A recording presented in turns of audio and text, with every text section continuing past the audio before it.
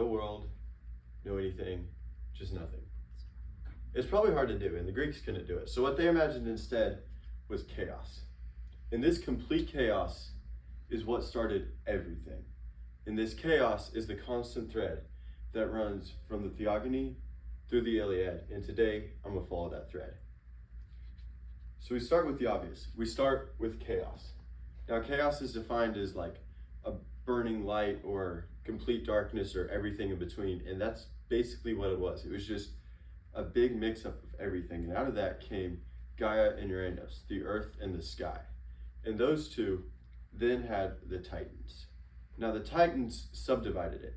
So you had the earth and the sky, and then below that you had Titans that were in charge of all the little details. And those Titans continued the chaos. They tried to overthrow the sky. They just fought with each other and had lots of issues, to be concise. But from two of those Titans, Kronos and Rhea, which were incidentally brothers and sister, came the gods. And then the gods overthrew the Titans, which continued the thread. And if you want to know the details, there was children being eaten and all kinds of fun stuff. But essentially from that, we had all the gods who had rid the world of the Titans, and then they were in charge. And Zeus wanted to create some sort of order out of this. He wanted a world that had a little less chaos. So what he did was say, what if I was just the father of everybody?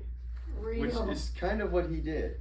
These are a few of his children, to name about one of hundreds. So from his children, there are a bunch that appear in later stories, including the Iliad.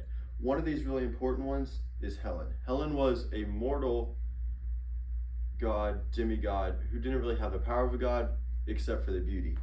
And it was her that started the war. So keep her in mind because she will be important in our next book. But all these other gods continued the chaos that they were made with.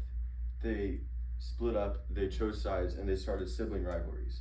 So these are your gods. And if you notice, they're not all on the same team. And incidentally, neither is Zeus. Zeus kind of put himself above the chaos. He was the first one to elevate himself and have others fight for him. And then his children continued that trend. They had their children, or their mortal children and their demigod children fight for them on their behalf. Because the gods didn't want to get dirty. They didn't want what happened to the Titans to happen to them. But they still wanted to fight. They still had that inner chaos within them that to some small degree is within all of us. So they continued fighting and continued the strife and all the things that make mythology a war story and not a love story. So pay attention to these themes. Pay attention to the chaos. Pay attention to how the gods aren't the ones fighting anymore, but they use mortals to fight for them. And pay attention to how this affects the Iliad. Thank you.